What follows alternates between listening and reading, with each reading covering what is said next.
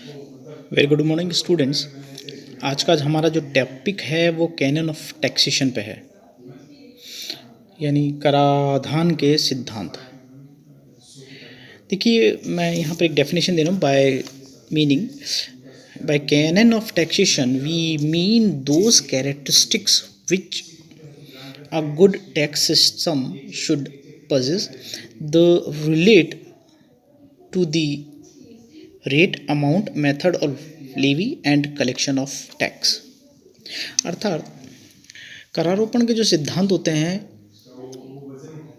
वो इस बात की ओर इशारा करते हैं कि एक अच्छा कर व्यवस्था कैसी होनी चाहिए। इस कैनन ऑफ टैक्सेशन में हम कितना अमाउंट यानी कि कितना टैक्स लगाया जाना चाहिए, टैक्स लगाने का मेथड कौन सा होना चाहिए, टैक्स का जो कलेक्शन हो वो कैसा होना चाहिए। तो कैनन ऑफ टैक्सेशन में इन्हीं सिद्धांतों के बारे में पढ़ा जाता है कि एक अच्छी कर प्रणाली कैसी होनी चाहिए। उसके लिए कुछ सिद्धांत प्रतिपादित किए गए हैं। ये सिद्धांत दो रूपों में है, एक तो Adam Smiths cannon of taxation और दूसरा है अदर कैनन ऑफ टैक्सेशन। ये कैनन ऑफ टैक्सेशन जो दिए हैं, ये पहला है Adam Smiths cannon of taxation and second है अदर कैनन ऑफ टैक्सेशंस। आज हम जो बात करेंगे वो specially Adam Smiths cannon of taxation के बारे में बात करेंगे। इन्होंने अपने 4 सिद्धांत यहाँ पर प्रतिपादित किए हैं करारोपण के लिए कि एक अच्छी गुड टैक्स सिस्टम कैसा होना चाहिए। उसके लिए आपके पास 4 पॉइंट है। कैनन ऑफ इक्वालिटी या कैनन ऑफ इक्विटी, सेकंड है canon of certainty, canon of convenience और कैनन ऑफ इकोनॉमी। हम सबसे पहले बात करते हैं कैनन ऑफ इक्वालिटी की। इस कैनन ऑफ इक्विटी में एडम स्मिथ कहते हैं कि जो टैक्स बर्डन ऑफ टैक्सेशन है must be distributed equally in relation to the ability of tax payers, यानी जो भी करदाता हैं उनके मध्य करों को समान रूप से बांटना चाहिए जिससे भुगतान में आसानी हो। देखिए, यहाँ पर जो इक्वलिटी है उसका मतलब ये नहीं है कि सभी करदाता समान या बराबर रूप से टैक्स को पे करें। Equality does not mean that every person of or group of person should pay the taxes in equal amount irrespective of the wealth or income they possess.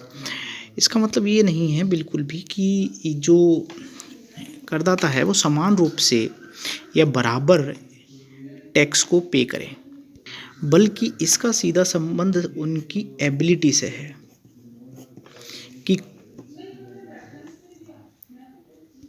कि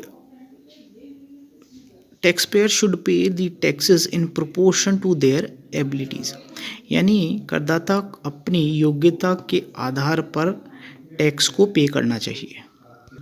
एक जो रिचर पर्सन है यानी कोई अमीर व्यक्ति है वो प्रोपोर्शनली अधिक टैक्स पे करे, जबकि कोई गरीब है तो उससे हम प्रोपोर्शनली थोड़ा कम टैक्स पे कराएं, लेकिन ये जो टैक्स है ये समान रूप से सब में विभाजित हो। और ये जो कैनन ऑफ टैक्सेशन जो कैनन ऑफ इक्वलिटी है ये प्रोग्रेसिव टैक्स बेस्ड होना चाहिए। दूसरा इसमें कैनन ऑफ सर्टेनिटी है। इसके अंदर एडम स्मिथ कहते हैं कि जो टैक्स का अमाउंट है उसका जो टाइम है और मेथड ऑफ पेमेंट यानी चुकाने की विधि वो बिल्कुल क्लियर होनी चाहिए। और ये जो अमाउंट, टाइम और इसका अगर मेथड बिल्कुल क्लियर होगा तो जो टैक्स पेयर है वो अपने अकॉर्डिंग टैक्स के अकॉर्डिंग ही अपनी इनकम और एक्सपेंडिचर को जनरेट कर पाएगा। नेक्स्ट इसमें तीसरा है कैनन ऑफ कन्वीनियंस यानी सुगमता का सिद्धांत। इसमें अदायगी का जो समय है वो जो विधि है मेथड वो बिल्कुल एक टैक्स पेयर के अकॉर्डिंग होनी चाहिए, यानी जो टाइम और मेथड ऑफ पेमेंट है वो टैक्स पेयर के अकॉर्डिंग होनी चाहिए, जिससे कि करदाताओं को किसी भी तरह की टैक्स को पे करने की परेशानी ना हो। इसके बाद फोर्थ है हमारा कैनन ऑफ इकोनॉमी, मितव्ययिता का सिद्धांत। एडम स्मिथ अपने कैनन ऑफ टैक्सेशन में ये भी समझाते हैं कि किस प्रकार सरकार को जो कर वसूली है उसकी लागत को न्यूनतम करना चाहिए। जब वो सरकार कोई टैक्स को कलेक्ट करती है तो जो उसकी वो टैक्स कलेक्शन की जो कॉस्ट है तो वो आपकी मिनिमम होनी चाहिए। सरकार को कोई ऐसे टैक्स भी नहीं लगाने चाहिए जिनको रिसीव करने या कलेक्ट करने में परेशानी हो या जिनकी कॉस्ट ज़्यादा बैठती हो। ऐसे जो टैक्सेस होता है उससे जो समाज होता है उस पर टैक्स भार ज़्यादा पड़ता है, साथ ही साथ उनकी प्रोडक्शन कैपेसिटी में भी कमी होती है। साथ ही साथ एक और चीज़ है कि टैक्स की जो चोरी है वो भी बढ़ जाएगी यदि अगर हम मितव्ययिता का सिद्धांत अपनाएंगे नहीं तो टैक्स की चोरी बढ़ने का भी आशंका है। तो यहाँ एडम स्मिथ ने अपने कैनन ऑफ टैक्सेशन में हमें 4 चीज़ें बताई है, 4 सिद्धांत उनके द्वारा दिए गए हैं कि एक अच्छी कर प्रणाली किस प्रकार होनी चाहिए। उसमें कैनन ऑफ इक्वलिटी है कि जो कर है वो सभी समाज में बराबर इक्वल डिस्ट्रीब्यूट होना चाहिए। इक्वल का मतलब यहाँ पर प्रोपोर्शनली है कि अमीर से ज़्यादा और गरीब से। फिर कैनन ऑफ सर्टेनिटी है कि कोई भी अमाउंट, टाइम, मेथड ऑफ इन सब के लिए एक निश्चित कानून होना चाहिए जिससे कि किसी भी करदाता को परेशानी ना हो। इसके बाद कैनन ऑफ कन्वीनियंस है जिसमें हमने ये बताया था कि एडम स्मिथ ने बताया था कि कर का जो टाइम और टैक्स बिल्कुल ऐसे करदाताओं के अकॉर्डिंग होना चाहिए जो उसे ईजीली टैक्स पे कर पाए। इसके बाद हम फोर्थ था कैनन ऑफ इकोनॉमी, जो हमने बताया था कि कर को कलेक्शन करने के लिए सरकार को ऐसे टैक्स लगाने चाहिए जिससे उसकी कर की जो कॉस्ट है, कलेक्शन की कॉस्ट है, वो कम आए।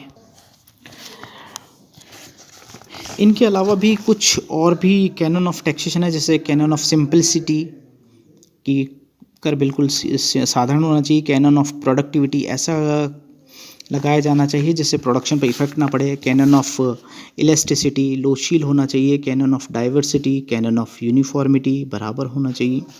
Cannon of flexibility and insufficiency, canon of coordination, canon of desirability और कैनन ऑफ सिस्मंडी। देखिए, कई सिस्मंडी ने भी अपने कुछ कैनन ऑफ टैक्सेशन दिए हैं और वो यही कहते हैं कि अपने कैनन ऑफ टैक्सेशन में फर्स्ट ये है कन्वीनियंट होना चाहिए और कहते हैं कि जो टैक्स शिफ्टिंग है वो भी आसानी से हो। तो इस प्रकार आज हमने जो पढ़ा वो कैनन ऑफ टैक्सेशन पढ़े जिसमें मेनली हमने एडम स्मिथ के बारे में चर्चा की।